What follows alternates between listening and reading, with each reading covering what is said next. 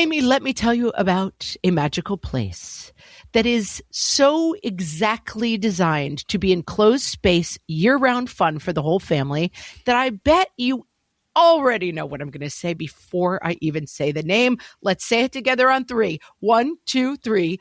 Great Wolf Lodge. You got it, Amy. My kids loved Great Wolf Lodge when we went. You probably already know that it has a huge indoor water park with a wave pool, lazy river, a bunch of massive water slides. But then your pack can hit the other attractions because, wait, there's more. Great Wolf Lodge has adventure-packed attractions like Magi Quest, a live-action game kids can play throughout the lodge, plus the Northern Lights Arcade. Spent some quality time there, so your kid who loves the lazy river and your kid who loves fantasy games will both have a great time. Great Wolf Lodge also offers great dining options and complimentary daily events like nightly dance parties, all under one roof. Unpack the car once and you're settled in to have fun. And with 22 lodges across the country, you're always a short drive away from adventure.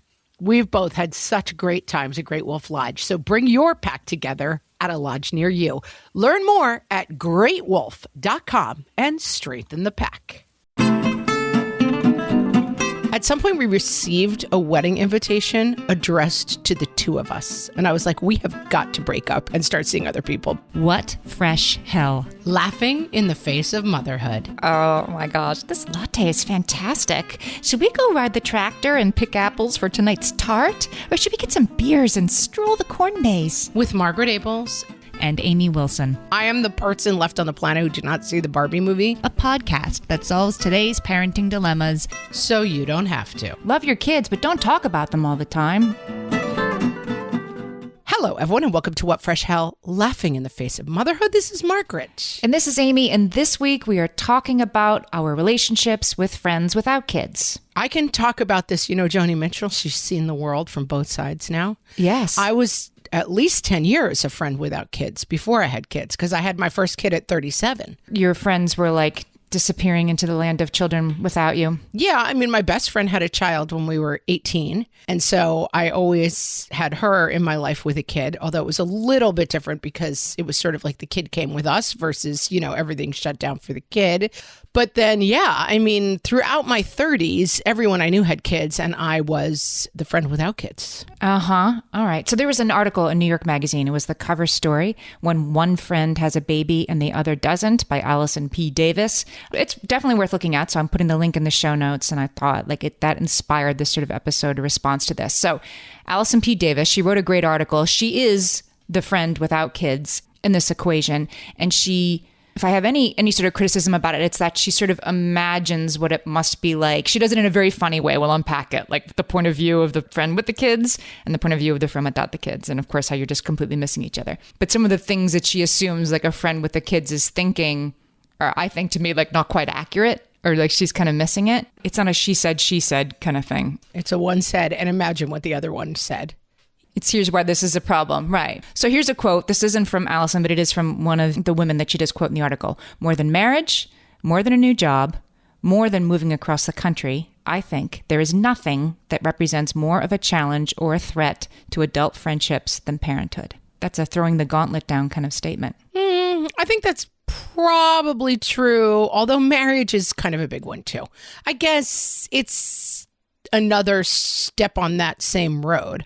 I think definitely when your bestie who you do everything with, I mean, my sister and I were basically common law married for like 4 years. We lived together. At some point we received a wedding invitation addressed to the two of us. And I was like, we have got to break up and start seeing other people because we are like maiden aunts is an expression in Irish families, the maiden aunts. And in fact, growing up, we would have family social events and the maiden aunts would dance together. Yeah, you reminded me of my tweet grandmother, Mary Connor Wilson. She had two friends, lifelong friends, Peg and Stacia. And so I'm laughing to myself thinking, you're Peg and Stacia. Yeah, that were inseparable throughout their lives because no kids came along to ruin it. We were Peg and Stacia. I think at 34, when I got the wedding invitation addressed to the two of us, like Ms. Margaret and Ms. Anne, on the same line. There's something about this. A cold chill went through my body, and I thought, oh my, this is a mistake. Also, we have the perspective of so much later. So my kids are 15, 19, and 20. So, I mean, I remember going through this. I remember being the friend who was sort of left behind when people had started having kids. I remember being the friend who was leaving somebody else behind. But what this quote sort of leaves out, nothing represents more of a challenge or threat to adult friendships than parenthood. Also, almost nothing presents a greater possibility for finding the people who will become some of the greatest friends of your life than parenthood. It's from being a parent that I've met most of the people that I'm closest to now. Yeah, that's right. And I also think that marriage, what I was saying with my sister, is she got married before I did. And it was a big hurdle too. I mean, it definitely then we ended up having kids close together. So that changed the dynamic. But marriage is a big one. I mean, you go from being like girl besties and then someone gets married and do you or don't like the person? Hopefully you do, but maybe, yeah. And I mean, I do, by the way, like my sister's husband. That's not what I'm trying to imply. Let's be clear. But this was a long game, 7 years of a podcast to get to it. Yeah, this was a long game to subtweet my sister's husband and be like, I don't like you, dude. You stole my wife from me. Yeah, I think it's a little hard to pinpoint. Things change and lots of changes are hard. Yes. Okay, so I'll give you a study. We'll start with the study. This is something we can't argue with. This was, I think, parents in Denmark. Always those parents in Denmark who seem so... They're always doing it with their... They're just so... balanced and rational. They've always got their babies out in the snow and yeah. Yeah, right. Babies in the snow, happiness, check. They're good. So anyway, these parents were asked how having a baby impacted their personal relationships. And they reported across the board, the people in the study, yes, the strength and quality of their friendships typically decreased. Most of the quality degradation, this is their language, not mine, occurs around when the child is 3, which is interesting. You would think it would be sooner. Well, the baby is like, strap the baby on and go. Right. Unless you had a newborn like mine who was like colicky and awful bitten. And I did try to pretend that everything was the same and would have to leave restaurants after 15 minutes because he was, screaming and red-faced. But the babies who sleep... Yeah, we have a common friend, Amy, who would constantly arrive to dinner at the bar with the baby. And, it took a little while to be like, we're not still doing everything exactly the same. Yes, yes. The issue, it's one thing when they're newborns and they will sleep anywhere, some newborns. But yeah, like the 2-year-old, just like on an airplane, I think like... 6-month-old on an airplane, no problem. Yeah, that's right. 18-month-old on an airplane, want to get down. We got a situation. We have a situation. So that's when it starts to take a dip. This is saying 3, which I thought was interesting because by then they're in preschool, maybe a couple mornings a week. But when kids are around 5, the study suggested parents could start engaging with friends again. So the study was presented as sort of like, so it's only a 5-year thing. And I'm like, yeah, but you're forgetting something.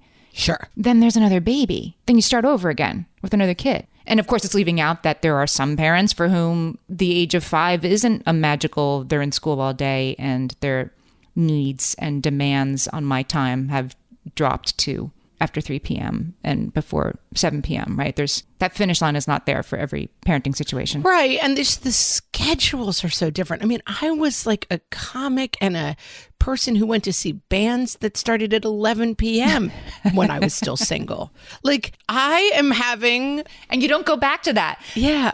That's the issue, right? Like I could go to a band that started at 11 p.m. now. I could, but I wouldn't. No, I'm too old to do it, I guess. It's not possible. I mean, first of all, I'm too old, but like I also have to be up at 7 and we're having a little group outing with some girlfriends of mine tonight, all of whom have kids, and it's at 6:30 and I'm dreading it. Like I'll have a good time when I go, but I have to put on hard pants and I don't know, do something. Thank God I already had to brush my hair for the podcast, but I mean... Hard pants they are a trial. My oldest kid, and this was well before the pandemic, used to say he would only wear soft pants. I mean, when he was like barely putting words together, soft pants was one of his very first phrases. Essential. Soft pants. Well, we've already started texting and being like, I'm in pajamas, nobody dress up. And I think that it's so much more complicated than a baby. It's that everything changes. And also fundamentally, your priorities change. Like my sister and I, when we were living together in common law wives, we were each other's for that time, number 1 person. Then she got married and I became her number 2 person, but she was still my number 1 person. Resentments abound. It doesn't turn out that great. Yes. It's not really like, do you have a baby? Do you have to be up early? It's a big glob of stuff that comes in when your life circumstances change and someone you've had a very close relationship with, life circumstances do not change. That's such a good point. And let's talk about some of the reasons that this sort of happens and plays out, because of course it's going to. It's probably kind of unavoidable. But that was one of the things that this New York Magazine article, I'll quote Allison Davis here. She said there's a realization, a slow realization, she argues, right? It's like a slow burn, that two lives, which were more or less plodding along a similar path, are about to diverge. But as you said, they're going to diverge because one of you, the one who's having a baby, your life is going to be completely turned upside down. And the other one, you know, her April is going to be kind of like her March, right? That she's she's moving on a path that's like, you're the one who's taking the exit off the highway, like, no, I'm over here. That's right. I think it's probably not, it would be hard for the person who's on the same path not to feel left behind. Like, what are you doing? Where are you going? Well, it reminds me, you know, the spoon theory of like, kids who struggle, how many spoons you have. It kind of applies. How many spoons you have in a day? You only have 12 spoons you can use, right? And like taking a shower, if you have chronic pain, might take like 3 of your spoons for the day. So then you can't also meet your friend for dinner. Right. Okay. Spoon theory. That's right. And I think that this spoon theory, I don't want to co-opt it because it's about something very specific, but it kind of has the same thing that like you and I are best girlfriends, right? We each have 12 spoons. To go out for a night together takes like 6. And then to call each other the next day and gossip about what happened takes 3. And then to call each other later in the day to re-talk about what happened takes 3. I get married and have a baby. I'm using up like 11 spoons just to get through the day. And you still have 12 to use on me, right? It's a mismatch. And the thing about the spoon theory, it's so interesting. I'll find a link and put it in here because it's very illuminating. So you have those 12 spoons in a day, right? And it's your cousin's wedding. You're bringing your, toddler to your cousin's wedding because she's the flower girl in it. And you have 12 spoons a day, and your kid maybe has 12 spoons a day.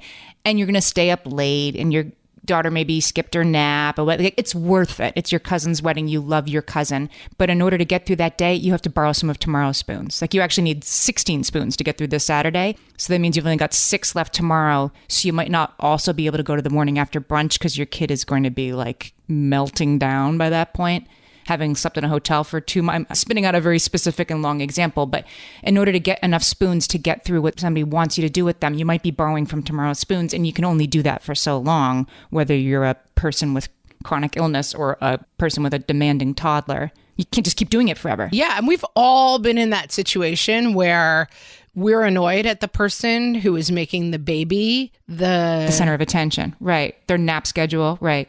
Central figure at the wedding.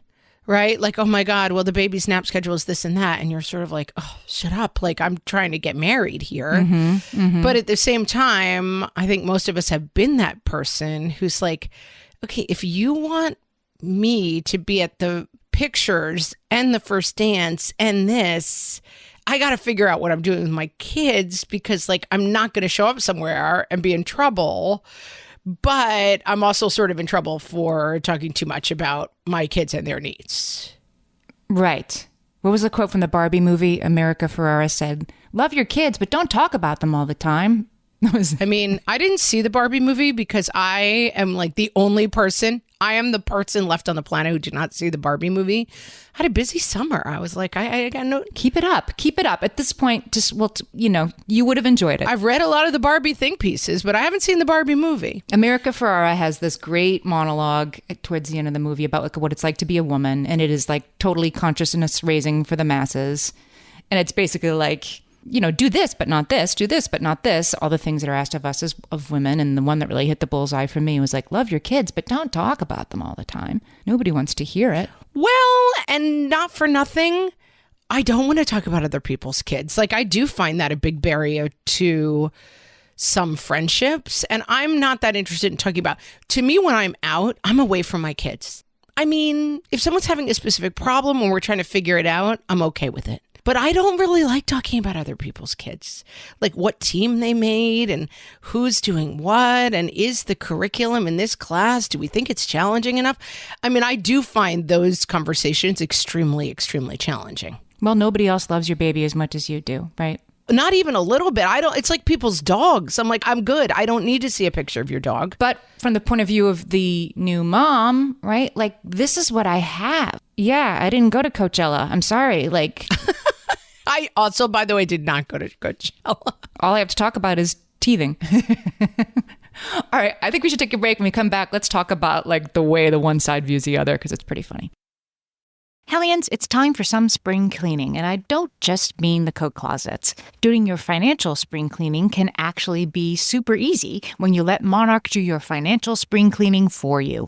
One dashboard that gets your entire financial life organized. No more clutter, no more mess, no more logins scattered everywhere, just accounts, investments, property, and more, all in one place. Get your first year of Monarch for half off, just $50 with promo code FRESH. Monarch allows you to look not only at what you've already spent, but also to plan for the future. With Monarch, you can set savings goals, plan for big purchases, and notice spending trends before they become a problem. I can generate cash flow reports that show me what we spent this quarter, this month, what we're probably going to spend next month, and feel prepared, organized, and knowing how to plan for the future. No more surprises and a lot more clarity. Try Monarch. Use code FRESH at monarch.com to get your first year half off at just $50. That's 50% off your first year at monarch.com with code FRESH.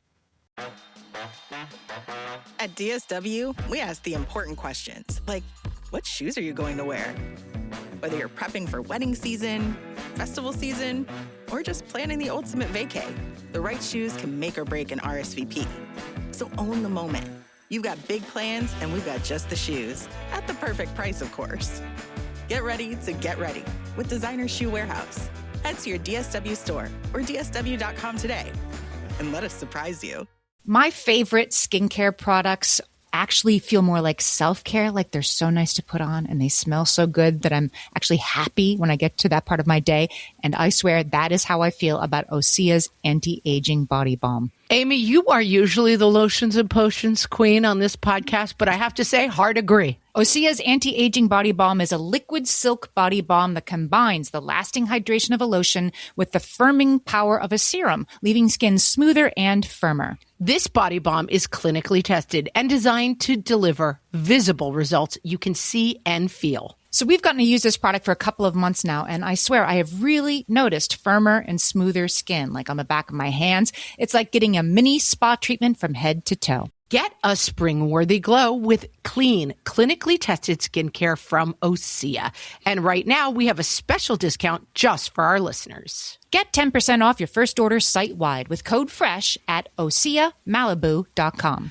That's 10% off your first order with code FRESH at OSEAMalibu.com. Okay, so we're talking about Friends Without Kids. Allison Davis wrote the article, and I thought this was very funny. She sort of set up how parents see people without kids, who she calls PWOKs, P-W-O-Ks, and how PWOKs? Friends Without Kids see PWICs, people with kids. All right, so let's start with how parents, I'm saying we very collectively, parents tend to see our friends without kids. We see that they're living an extravagant life, free of responsibility and obligation. I've totally done this. I have a very old friend. I mean, a very long-term friend. She's the same age as me. Known her since high school. She's not a parent. Was telling me about some fun things she did over the weekend. And I definitely was like, oh, must be nice. Must be nice to have your weekends to yourself to do what you want. I said something like that. And she was like, I work 2 jobs. Like, do you really think I'm not busy? My life is actually very busy. And I made some joke like, well, let me have my fantasies. But, you know, it was true that I was in that moment perceiving her and letting her know that I perceived her as somebody with oceans of time. Right. Relative to me. Of course, at the time I had like 3 kids under 5. Like I might have even been right, but I definitely thought I was right. Let's put it that way. The people without kids are grumpy about life's inconveniences, even though their life is totally completely easy compared to whatever you're dealing with at the time. Yeah, I get it. I'm not saying we're right. I'm saying that's a perception, right? No, I get it. Right. How dare you complain? It must be nice is this whole category is must be nice. Right. Like there's a story in the article about like traveling, like going away to an Airbnb for the weekend. You know, one couple with 2 little kids and one couple that doesn't have kids. And the couple with 2 little kids, their kids didn't sleep in the hotel, the Airbnb, whatever it was, crying this up since 5:30, right? And then like the friends, the pwocks, the people without kids, like wander downstairs at 9:15 and say like, these pillows weren't very comfortable. And their friends are like, must be nice to only care about a pillow, right? I've been up since 5:30. Have you been there? Can you relate? Yeah. I've been on both sides. You've been on both sides. There are 2 sides. I mean, I've been on both sides and it's very annoying. Also, we have to acknowledge in this conversation, as it was with me, there's lots of different reasons why people don't have kids. So like the whole like must be nice thing is also a little dicey. Like I was 35 and single and spent a lot of my time crying about the fact that I was not going to have kids because I was 36 and single. And I was really depressed by that reality and it was really upsetting. And so like every time I had a drink for people to be like, must be nice. I'm like, actually, it's not that nice. I'm kind of in mourning. Thanks. Stop assuming you know like what's going on in my head. Yeah, we went away for the weekend once when I was going through infertility treatments. We went away with 2 other couples, both of whom had babies that they brought. And I was down for that. I knew like I loved the babies. And then both of them, as soon as we got there, were like, guess what? They were both pregnant with their second children. And I was like, I'm going to bed. Like I can't, like we couldn't leave. We had sort of driven too far to just take off. But I just like, I could not participate in that. And yeah, so it's very dicey to be the must be nice to be you who has nothing to worry about. But I've done it. I've done it without meaning to. And I've thought it for sure. Yeah. I think that you look back on your former life.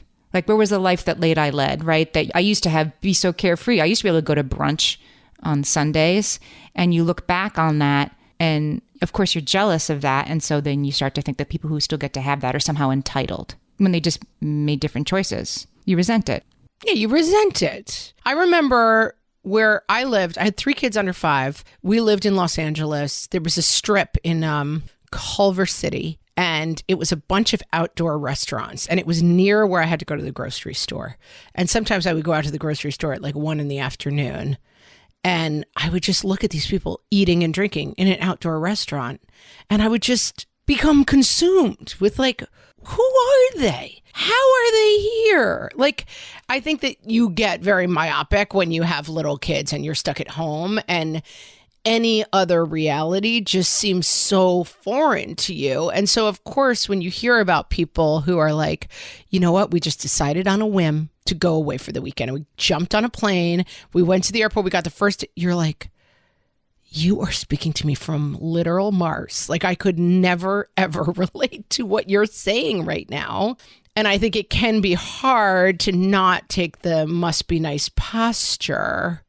And it can also be hard not to take the like, we know you have a baby posture, you know, of like. Right. Well, should we move to that, to the how Pwix are seen? Yes. We know you have a baby. Of course, there's a sense that people who don't have kids are like, you have a baby, like whatever. 1, it's not that interesting or fascinating. 2, it can't really be as all encompassing. Like, right. Yeah, that's exactly it. And come on. It's not actually that hard. He goes to bed at 7, right? Like he changed the diapers a couple of times. There's often that sort of judgment, like you're making it seem like this huge thing. Right. You're the first person on earth to ever have a baby. Yes. That's right. Yes. Whereas, right, from your point of view, it's like, I'm exhausted. I'm overwhelmed. Nobody told me how hard mastitis would be. I have nobody to talk to, and you're my friend, right? And I need help right now. And here's what I have to talk about. And the author of the article sort of made it like the person wants to talk about mastitis so they get seen and understood. I'm like, kind of. They also want to talk about mastitis because it's actually really hard and you're struggling with it right now and you need to talk to somebody. And it's the only thing that's happening. Right. And it's the only thing that's happening. But back to how annoying we are, people with kids. We can't talk about movies, only about how we wish we had time to see them. Some people are too busy to see Barbie because they have kids. I haven't seen the Barbie movie. I have children. That for people without kids, that their friends do take a turn. This is sort of taking the other side of this. Before I was saying, like, the friend who has a baby, like, gets off the highway and goes in this totally other direction and is suddenly evolving in another way, while this person who didn't have a kid is going to stay kind of the same as they were last month. Now I'm taking sort of the other side of that. But that person gets to evolve as a person and grow and self-actualize and think about what they want to be in their career and, and all kinds of things that you, person who's up 5 times a night, doesn't think about for 3 to 5 years per kid. So we get less interesting. Yeah, and I think that it is, honestly, the one thing I would say, having not had kids for 36 years and then having had kids, is that the level of consumption, how consuming it is, plus how much anxiety you have for your own kids. I remember when I was, my whole life, I had an aunt who had, I think, 4 kids and was pregnant with her 5th, and her husband died of a heart attack.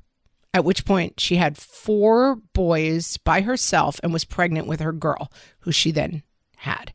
I've heard that story my whole life. And I'm like, oh yeah, that's her story. Whatever. And then whatever you do, you got to do. I had a kid and I was like, why don't we have a statue to that woman in our driveway? Only ever talk about her. Right. Like, how could I have ever heard that story and been like, Anyway, you hear something bad, hard that happens to someone else and you're like, oh yeah, that does sound hard. And then like it happens to you and you're like, whoa. You have no idea how hard this was. And I do think it's very difficult to be empathetic to people who've had this experience that is very different than your own. Now, most people who are listening who don't have kids would probably be like, no, I can empathize to the person going through that. That sounds really hard. But I think the visceral, terrifying reality of it is hard to really get inside. In the same way that it's also kind of hard to relate to other people's experiences. Like, it's a story for you, what happens to other people. Yes. Okay. So the comments on this article, I read some of those. Would you agree? Sometimes comments are even better than the article, or at least as good. Rarely, but sometimes, yes. I think, half of them are garbage and then half of them are like, I actually think this. And their comment is like, well, that's a whole other article. And that's fascinating. So somebody named Elijah, who does not have kids, commented on this article. And he said that as a child-free person by choice, that he's speaking for the trees, but I'm just saying what Elijah said, that he's saying that people who don't have kids can feel sometimes somewhat alienated with their friends who have kids in witnessing their relationship with those kids. He says, because we see our friends' kids as being really spoiled in terms of like progressive shifts in parenting, gentle parenting. If the kid speaks, the whole table stops and listens to what the kid's going to say. It's very different from the way some of us were raised. And so he says, if you don't have kids, your only frame of reference is like, I wouldn't have gone away with that when I was growing up.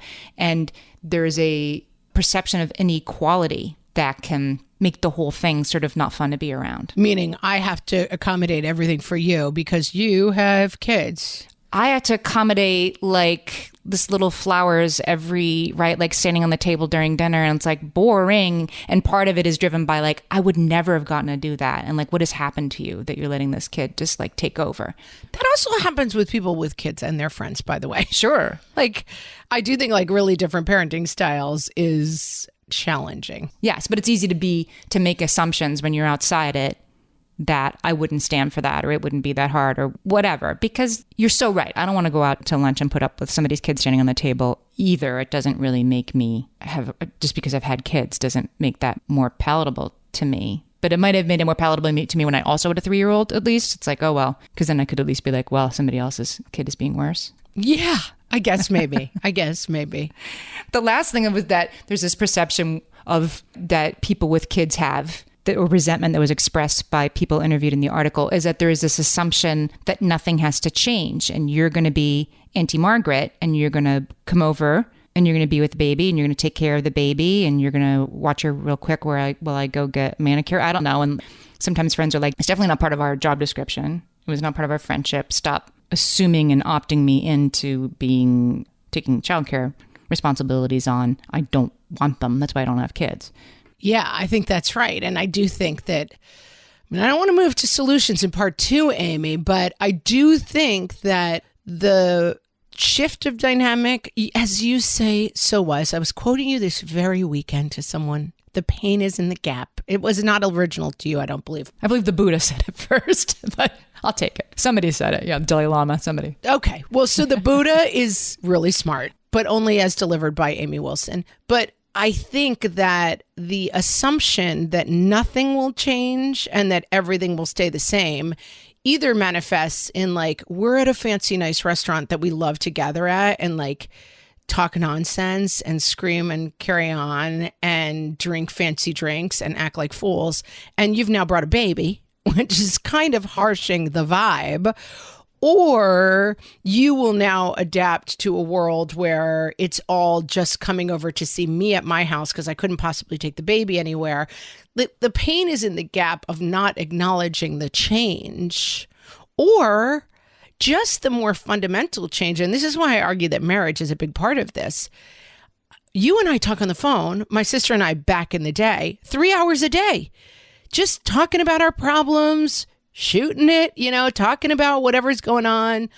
We are each other's person to download the entire night before with. And now you have a husband. You did it already. You did it on the drive home last night. And I am kind of out in the cold of that experience. And A, I feel out on the cold of the experience. But B, when children come into play, I may not want in on that experience either. Like, I have to opt in to the experience of like, I don't necessarily want our relationship to change from like Saturdays at the boozy brunch to Saturdays at the pumpkin patch running after your 3-year-old. That may not be appealing to me. Like, so I get it. So I think all this stuff happens and it's completely natural. And I think what we should talk about next is sort of like, so is it a this can't be fixed? Is it a, don't worry, you're going to find friends with kids and you'll find a new bunch of friends afterwards? Oh, I have a lot to say in the solution category because I've been on both sides. We'll be back. All my kids learned to swim when they were little. It was super important to me that they be confident and safe in the water.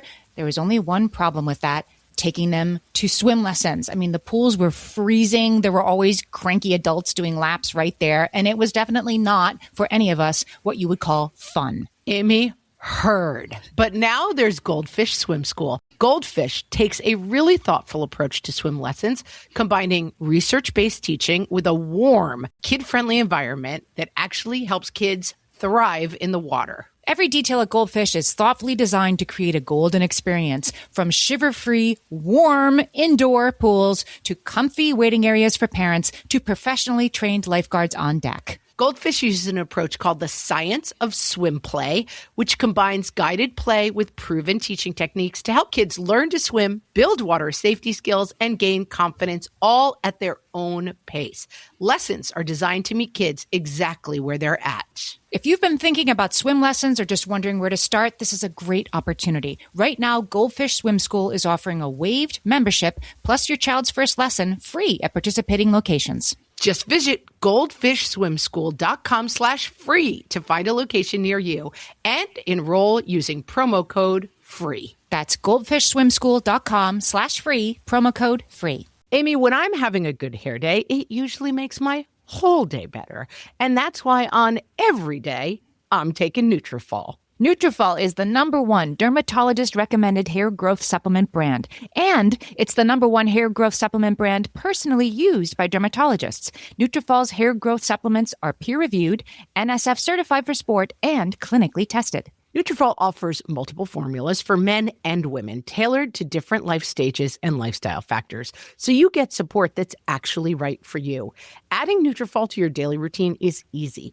Order online, no prescription needed, with automated deliveries and free shipping to keep you on track. Let your hair be one less thing to worry about. See visibly thicker, stronger, faster-growing hair in 3 to 6 months with Nutrafol. For a limited time, Nutrafol is offering our listeners $10 off your first month subscription and free shipping when you visit Nutrafol.com and enter promo code LAUGHING. That's Nutrafol.com, spelled Nutrafol.com, promo code LAUGHING.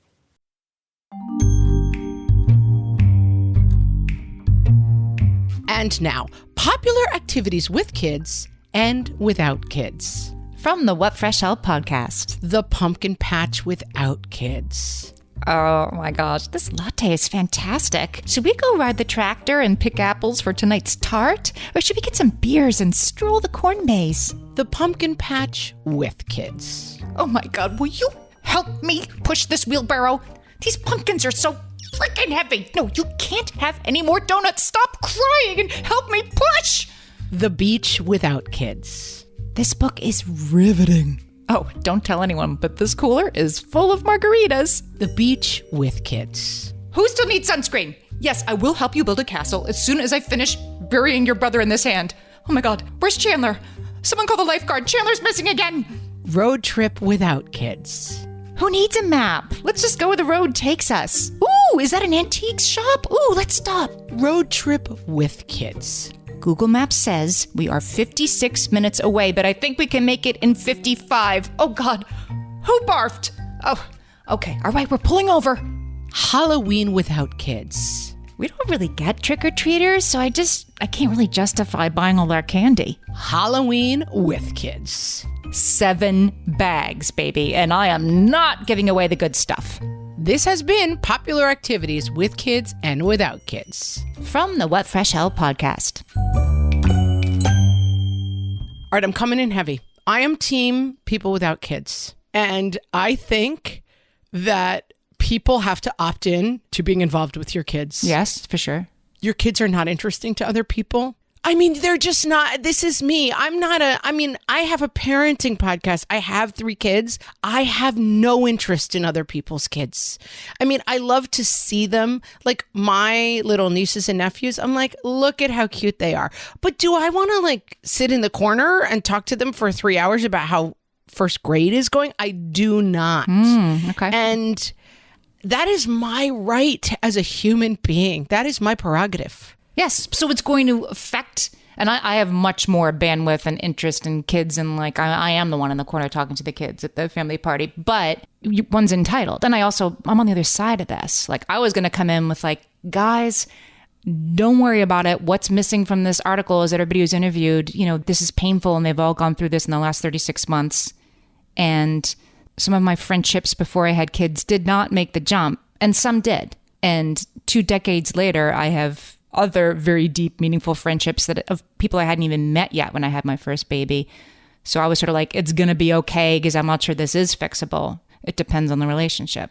I think it's very much, there are seasons, right? So there are seasons for friendships. And I think that I have good friends who I lost track with when I had little kids, who I'm refinding. I am a person, if you send your kid to college near me, I will go take them out to dinner. Like I love to talk to A young person. Yeah. 18-year-old.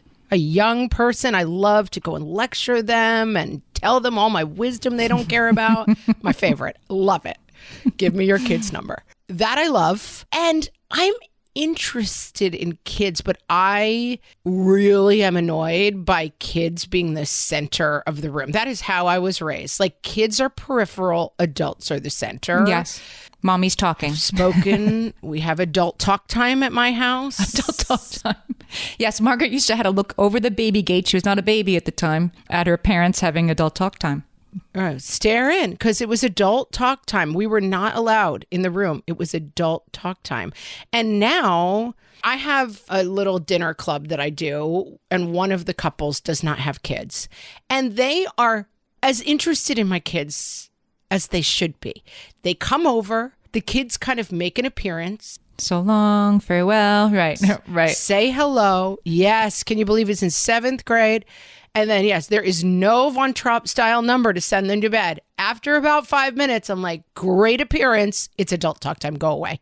Like, you are no longer welcome at this event. Now, if someone is clearly indicating like, oh, I heard that you have an amazing Lego collection. I want to go upstairs and see it. Help yourself. But anytime I sense that my kid is leading that drive, I'm like, we're calling it. They're not interested in your Legos. They're a 50-year-old. Like, I think that I guess because I was the single friend for a long time, I just have now, have I been the person sometimes at events where I'm like, my kid really does need to be asleep at that time. It's not good for us. Like, yes, I probably have. And I was the first person on my husband's side to have kids. So I probably annoyed people by being like, but you don't know, people don't always understand how much trouble you're saving everybody by saying like, if we wait to have lunch in 2, it's going to be a nightmare. that's really not going to work for my 18-month-old. Like, you're not being selfish. You're actually thinking of everybody when you suggest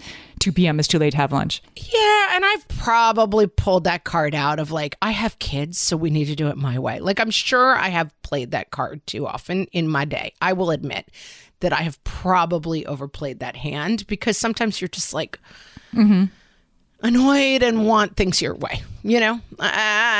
Guilty as charged. But I think that you have to verbalize this stuff a lot. We did another episode about Friends Without Kids, and my friend Candace Fight was the guest. And she and I had a really funny talk about like why people have kids. She has no kids by choice, never wanted kids, and is married, no kids. And I guess she and her wife both decided like kids are not for us. They don't have kids.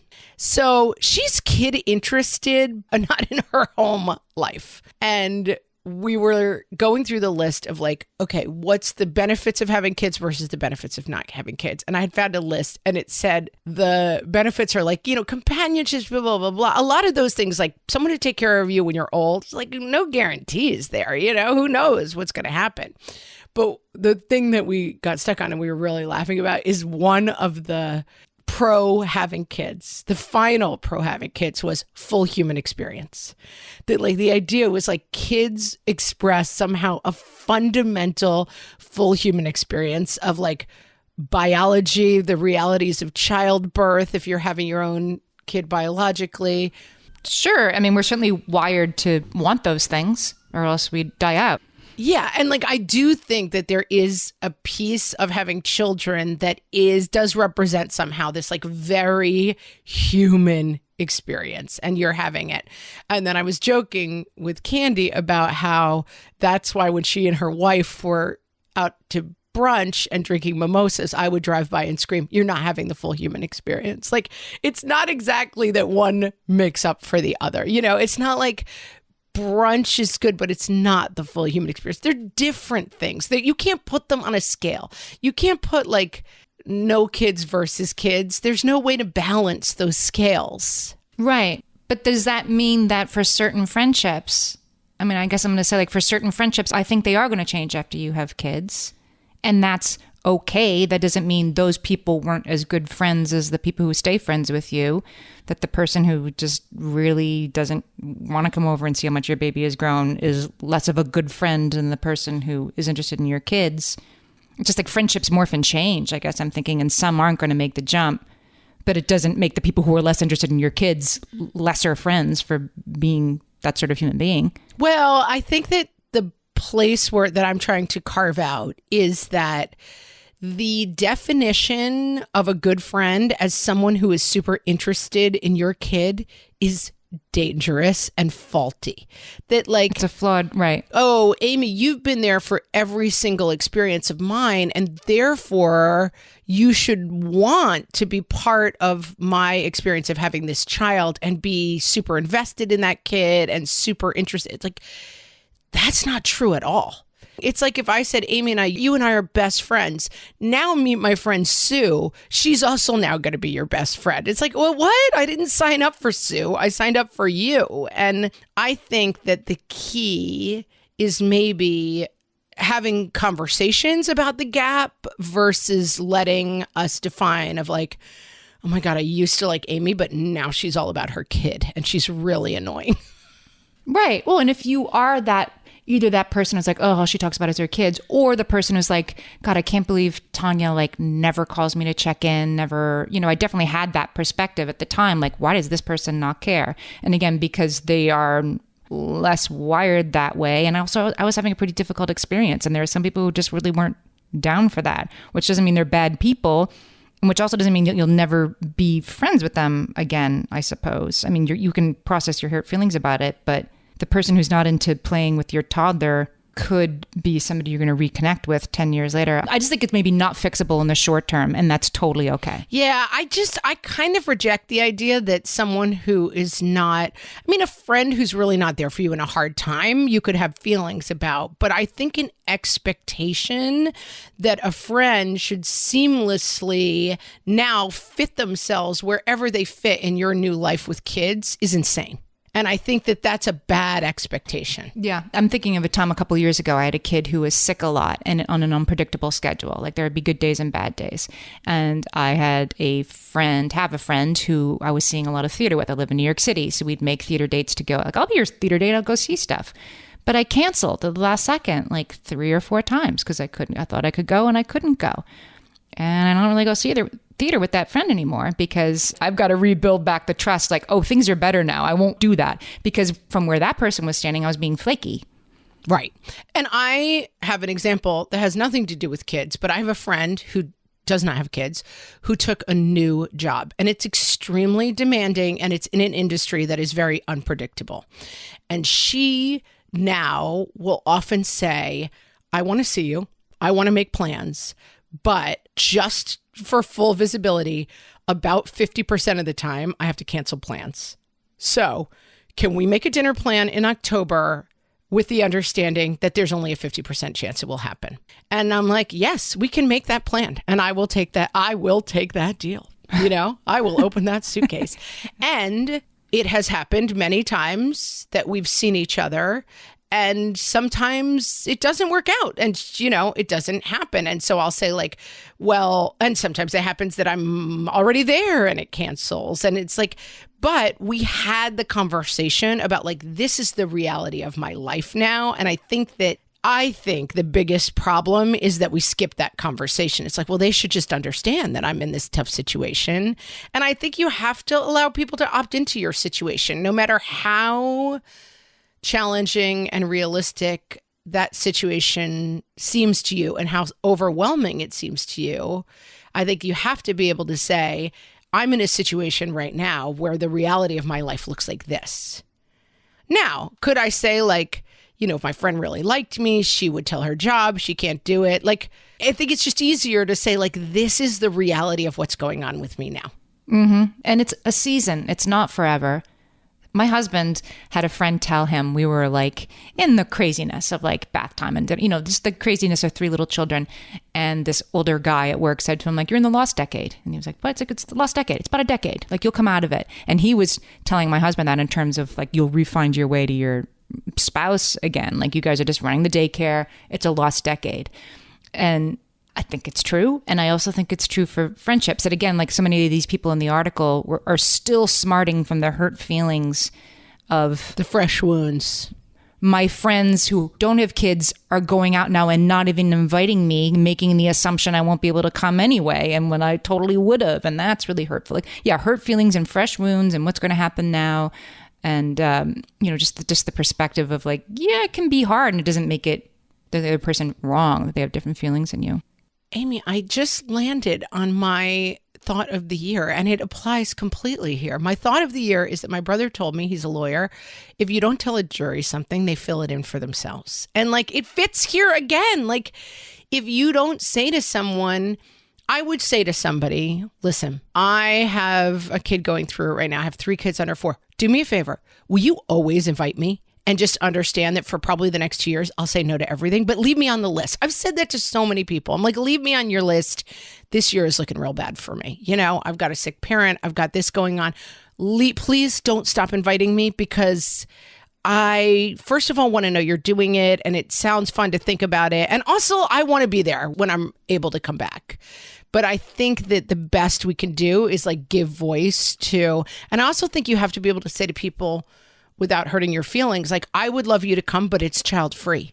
Yeah. Like, I actually don't want your 5-year-old there. Not because I'm a bad person who hates your adorable 5-year-old, but because this isn't a child-friendly event. And so I would love to see you, but I for sure don't want to see your 6-year-old. So if that hurts your feelings, people, I'm not your friend anymore.